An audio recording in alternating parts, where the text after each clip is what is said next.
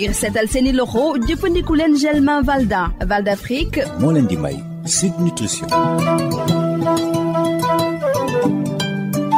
asalaamaaleykum mbokk déglukat yi docteur Bintou Cheikh Seck maa ngi lay nuyu. maa ngi lay fay Rosalie. docteur tey dañuy wéyal suñu waxtaan bi ñu doon amal ci meewu nag ayu bés bi ñu génn wax nga ci composition nutritionnelle lu meew xeetu meew yi nga xam ne moom la ñu jaay joxe it ay tegtal ci naka la ñu war a consommer lii di meew tey jii ci yan fànn ngay dikki. waaw bëggoon naa tàmbalee wax nag ni ñi nga xamante ne bëgg nañu déglu wala dégluwaat la ñu waxoon ci meew nag semaine bi passée mën nañu dem ci page Facebook bi Sud Nutrition déglu ko foofu ci français ci nasaraan ak ci wolof.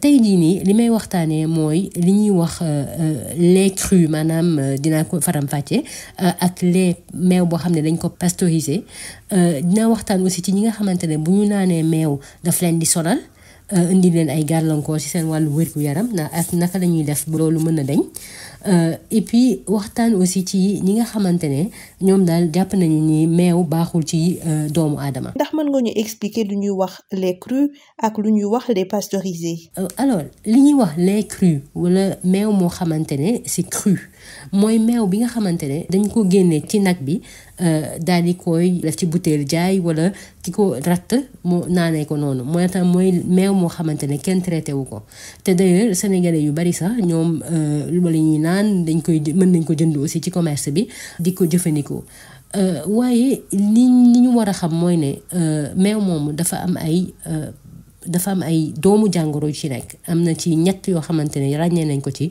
muy Campylobacter salmonelle ak E. coli te doomu jàngoro yooyu mën na indi ay feebar mën na indi nit ki ay feebar yu graaw surtout nag bu fekkee ni meew moomu dañ ko dencul ci frigidaire wala bañ ko dencee ci frigidaire aussi dañ koy génnee te duñ ko dugalaat ci saa si ba nga xam ne li ñuy wax la chaîne du froid dafay dagg.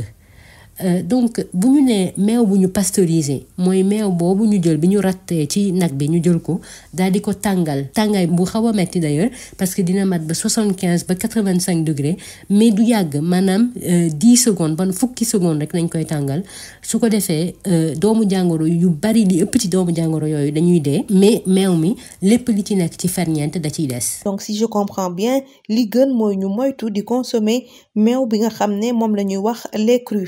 loolu lay tegtal maanaam nit ki na fexe daal ba buy jënd meew na jënd meew boo xamante ne wala muy naan meew boo xam ne dañ ko pasteuriser dañ koo tàngal te loolu dañ koy bind ci maanaam boyetu meew mi wala emballage bi dañ ciy def ne di meew bu ñu tàngal la bu ñu pasteuriser ngir doomu jàngoro yi dee. waaye ñi ma koy gën a tegtal mooy nit ñoo xamante ne ñoom bu ñu naanee meew bu ñu tàngalul noonu bu ñu traité wul daf lim leen di indil ci feebar mooy day gën a yomb ci ñoom mooy xale yi mooy jigéen yi nga xam ne ñoo ëmb mag yi ñoo xam ne ñu magal et puis nit ñi nga xamante ne ñoom seen soldaaru yaram yi nga xamante ne ñooy xeex doomu jàngoro dañu wàññeeku bu baax a baax donc loolu feebar mën na ko indi ay yenn garab yi ñuy jëfandikoo aussi mën na ko indi donc ñooñu noonu ñu nekk ci catégorie boobu nañu moytu bu baax meew moo xam ne kenn traité wu ko. ci li nga doon wax sànq muy intolérance au lait nag. waaw intolérance boobu ñuy wax maanaam ki nga xamante ne bu naanee meew daf koy sonal en fait intolérance la boo xam ne mi ngi jógee ci lactose bi nekk ci meew mi lactose mooy suukar bi nga xamante ne ci meew mi la judduwaale donc moom la ñuy wax lactose ki nga xamante ne moom supporté wul lactose boobu bu naanee meew bu ci tegee ay fukki simili ak juróom ba jàpp fanweeri simili rek dafay gis ne moom kat ni ñu commencé di am ay gaz te gaz yooyu sax dafay xasaw wala mu am ballonnement maanaam gis sentir ne moom dafa am air ci butit bu mag bi am na ñoo xam ne daf leen di dikkee biir buy metti am na ñoo xam ne biir buy daw la leen di dikkee am na sax ñoo xamante ne dafay metti seen bopp ndaxte lactose boobu ñoom mënuñu koo digérer bu ñu naanee meew mi rek lactose ba day dem dugg ca butit bu mag ba nekk fa nag di leen indil gàllankoor yooyu. bu fekkente ne dañu am lu ñuy wax intolérance au lactose est-ce que dañu war a seppi meew ci suñu consommation. waaw ki nga xamante ne moom am na loolu intolérance au lactose boobu effectivement mën na bàyyi meew mi waaye na fexe ba di jëfandikoo yeneen li ñuy wax xeetu meew daal comme yaourt soow wala ay fromage ndaxte yooyu ay ñam la yoo xam ne bari nañu calcium ak ferñeent yëpp yi nekk ci meew waaye lu néew a néew moo ci nekk ci lactose su ko defee ki nga xamante ne am na intolérance au lactose bi du am mandarga yooyu ma doon wax gaz yak ci des bu lekkee yeneen produit xeetu meew yi bu dul meew. waaye mën nit ki aussi ki nga am intolérance mën na fexe ba di lekk ay ñam yoo xamante ne amuñu lactose waaye bari nañu calcium maanaam ferñeent bañ doon waxtaanee keroog nga xamante ne mooy dëgëral yax yi ak beñ yi lu mel ni buy nañ jàpp ni rek buy lu bari calcium la ndaxte ne mu ëppale na meew li mu ëppale meew ci calcium mat na 3 yoon. waaye orange aussi orange Sénégal yi bari nañu calcium ku jël aussi sardine moo xamante ne ci boîte la nekk sardine en conserve bari na calcium ak yeneen ñam yoo xamante ne dañoo bari calcium. docteur dañuy jeexal ak werante gi nga xam ne am na ci wàllu consommation wu meew ñenn ñi di wax ne baaxul ci wérgu yaram est-ce que loolu wér na. waaw ñi nga xamante gis nga at yi passé yëpp am na ñu bari ñuy bind ak di wax ak même mën na sax ñoo xamante ne ci wàllu santé li ñu yëngatu ñuy wax ne ni meew baaxul ci nit ki ne baaxul ci doomu aadama maanaam am na ñoo xamante ne nee nañu meew mi baaxul ci suñu res am na ñoo xam ne nee nañu meew mi day indi ay feebar ay maladies chroniques inflammatoires maanaam ñi am ay feebaru arthrose ak ay polyarthrite ak yooyu meew mi du koy indi te buñ ko amee ba noppi bu ñuy naan meew day gën a tar am na ñu wax sax ne ni meew mi kuy naan meew mën na la indi yenn cancer yi waaye man say su may waxtaan damay dem seeti la science wax li science wax nag mooy ne gis nga autorité sanitaire yëpp maanaam ñëpp yi nga xamante ne ci àndina wërngër këpp ci wàllu santé gëstu la ñuy def notamment aussi autorité française yi de santé ñoom ci seen gëstu da maanaam dañu jël di nga xam étude scientifique yëpp yi ñuy def ci wàllu meew ñu xool ko saytu ko càmbar ko ba gis ne ni ñoom daal li ñu gis mooy ne meew mi produit laitier maanaam te li ko dalee meew ba ci yaourt yaak soow yaak lépp li nga xamante ne moo ëmb produit laitier ki koy jëfandikoo ci anam ni nga ko waxee maanaam ñu neewoon nañu 3 portion ci bés bi eh bien kooku waxuma la sax feebar duñ ko dul indil mais dafa baax sax ci wérgu yaram donc loolu mooy li ñu science wax. nga fàtte di suñu page Facebook. waaw page Facebook yi mooy Sud Nutrition ñu leen di wax rek ngeen ñëw laaj ñu seeni laaj wax ñu ay thèmes yoo leen bëgg ñu waxtaanee et puis xam leen ni am na ay chronique vidéo ak audio yu ñu posté ci page bi. may gërëm Val d'Afrique di la jaajëfal docteur Bintou Cheikh Seck. maa ngi lay jaajëfal Rosalie. ngir seetal seeni loxo jëfandiku leen gel main Valda Val d'Afrique. moo leen doon may Sud Nutrition.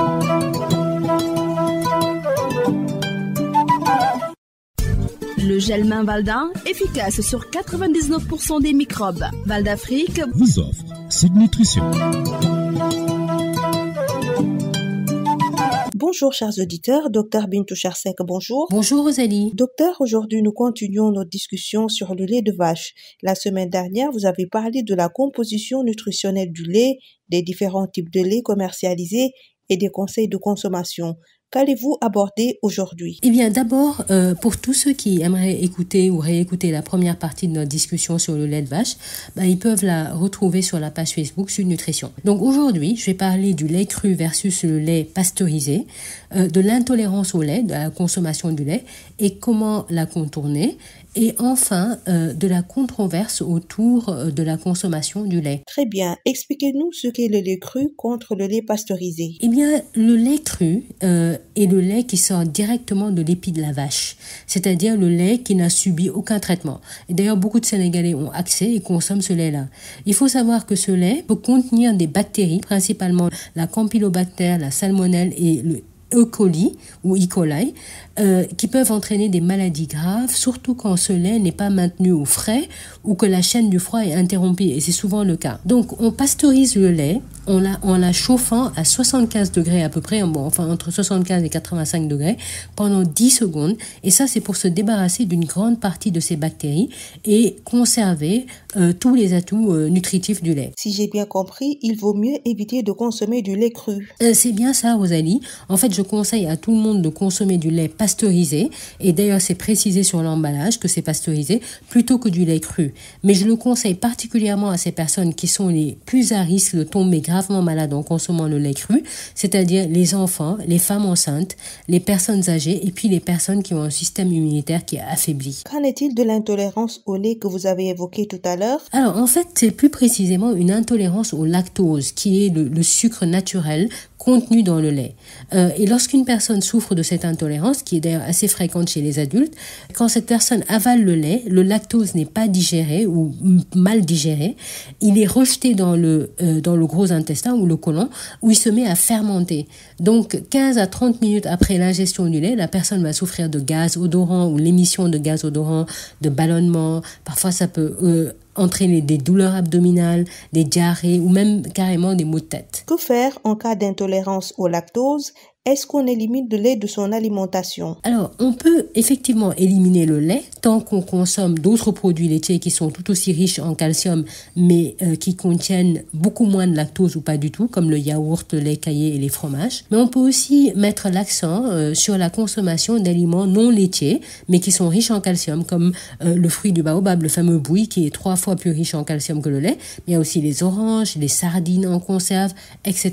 Docteur, on termine avec les controverses autour de la consommation de lait. Certains disent qu'il n'est pas bon pour la santé. Qu'en est-il? Oui, alors les détracteurs du lait, et ça c'est depuis quelques années qu'il y en a quand même pas mal, ils avancent qu'il serait mauvais, que la consommation du lait serait mauvaise pour le foie, que le lait favorise les maladies chroniques inflammatoires comme la polyarthrite. Certains même disent que la consommation de lait favorise certains cancers. Alors moi je vais donner la vérité scientifique. Il se trouve que les autorités sanitaires dans le monde, notamment les autorités françaises, après avoir décortiqué les nombreuses études qui ont été menées sur le sujet, ont déterminé que la consommation de produits laitiers, y compris le lait, aux doses recommandées, c'est-à-dire 3 portions par jour, est même bénéfique pour la santé, Rosalie. Vous rappelez la page Facebook? Alors la page Facebook, c'est Sud Nutrition. Nous vous invitons à venir nous poser vos questions, nous suggérer les thèmes, et sachez qu'il y a des chroniques vidéo et audio qui sont postées sur la page. Merci à Valdafrique et à vous, Dr Bintou Chersek. Je vous remercie, Rosalie.